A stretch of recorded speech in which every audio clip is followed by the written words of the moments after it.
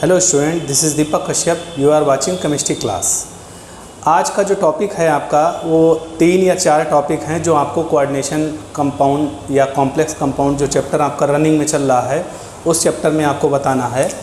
तो टॉपिक आज का जो है वो है कोऑर्डिनेशन पॉलीहेड्रॉन, कोऑर्डिनेशन पॉलीहेड्रॉन,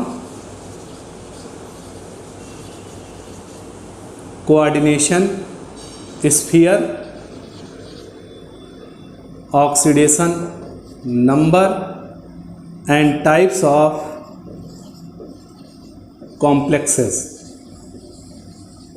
तो इन 4 टॉपिक से मैं आपको पहला टॉपिक एक बता रहा हूं कि कोऑर्डिनेशन स्फीयर क्या होता है। कोऑर्डिनेशन स्फीयर, कोऑर्डिनेशन स्फीयर में क्या होता है कि जो सेंट्रल मेटल होता है उससे जो लिगेंड जुड़े होते हैं वो लिगेंड एक इनक्लोज्ड स्क्वायर ब्रैकेट के अंदर रखे जाते हैं।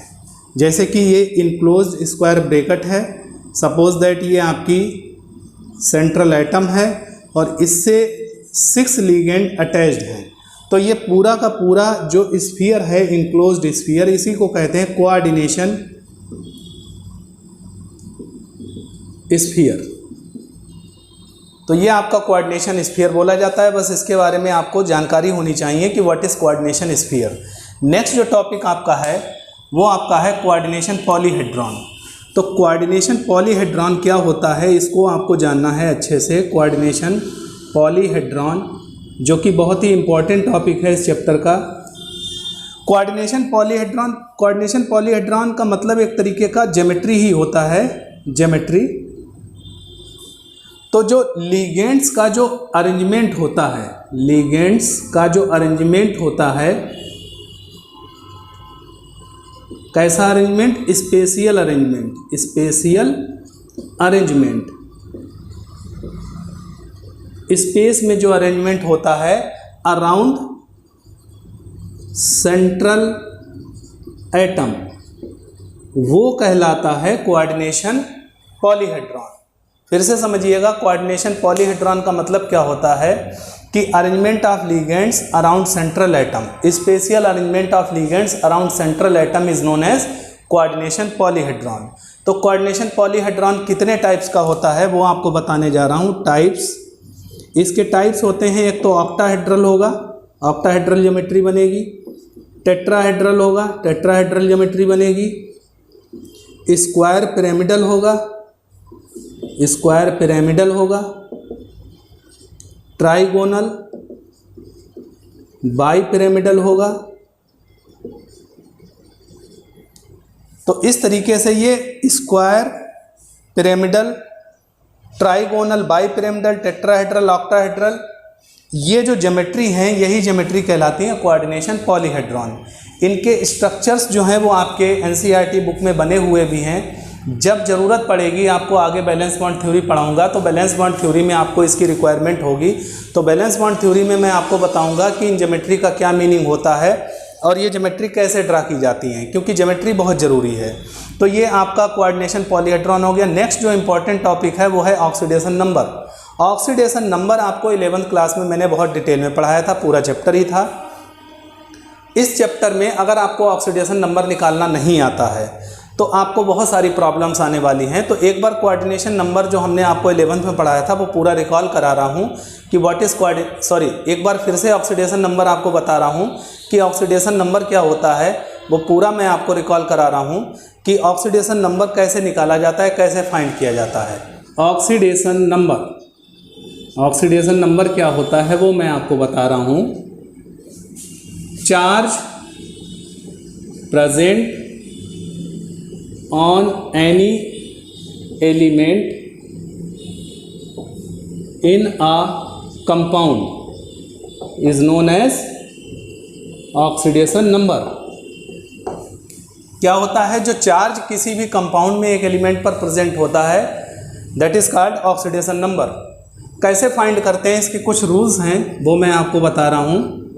कि जैसे पहला रूल है कि फर्स्ट ए ग्रुप की ऑक्सीडेशन नंबर आपको लर्न करनी है +1, सेकेंड ए की +2, थर्ड ए ग्रुप की +3, फर्स्ट ए की +1, सेकेंड ए की +2, थर्ड ए की +3 हाइड्रोजन की +1, ऑक्सीजन की -2, क्लोरीन, ब्रोमीन, आयोडीन की इनकी -1, फ्लोरीन की -1 और ईएन, H2O और अमोनिया इनकी 0 रखनी होगी।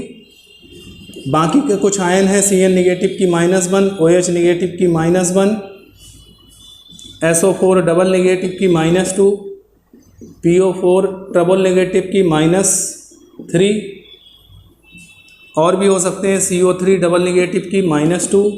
इस तरीके से जो आयन्स हैं इनकी ऑक्सीडेशन नंबर भी आपको याद रखनी है। बाकी ये याद रखना है, जो भी छोटे छोटे रूल्स हैं वो मैं आपको ऑक्सीडेशन नंबर के बता दूंगा। एग्जाम्पल बता रहा हूँ, K4FeCN6। आपको याद रखना है ऑक्सीडेशन नंबर हमेशा डी ब्लॉक एलिमेंट की सेंट्रल मेटल की निकाली जाएगी। तो यहाँ पर पोटेशियम की +1 रखेंगे, कितने आइटम है 4, प्लस आयरन की हमने X सेलेक्ट कर ली +6 और Cn की -1 इक्वल टू 0। सभी का सम कितना होगा 0। तो यहाँ से X फाइंड करेंगे, कितना आएगा +2। सिमिलरली एक और एग्जांपल है AgNH3 4Cl2। सिल्वर की फाइंड करनी है तो X +4 इंटू अमोनिया की मैंने बताई है 0, +2 इंटू Cl की बताई है -1 equal to 0।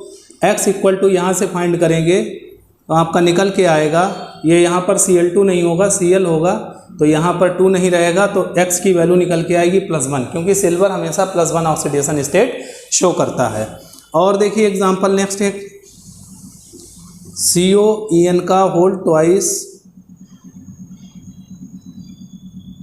CO2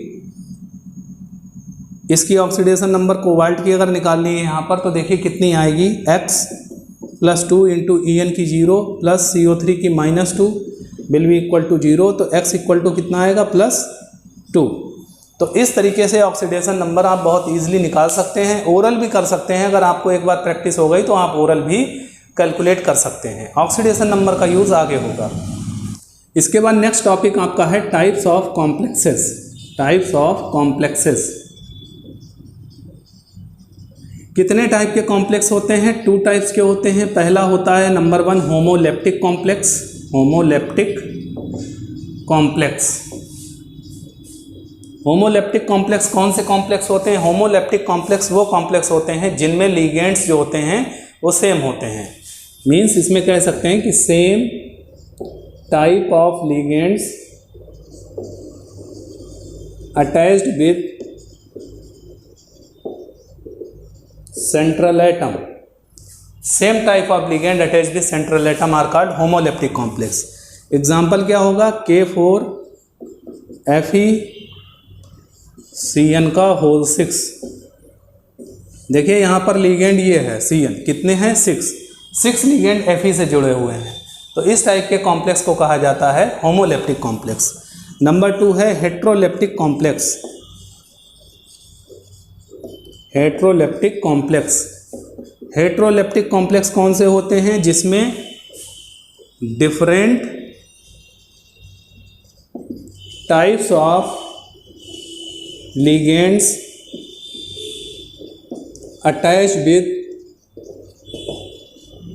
central atom. ऐसे कॉम्प्लेक्स जिसमें 2 या 2 से ज़्यादा डिफरेंट टाइप के लिगेंड सेंट्रल एटम से अटैच होते हैं, that are called heteroleptic complexes. क्या एग्जाम्पल होगा? इसका एग्जाम्पल हो सकता है COEN2, Cl, Br।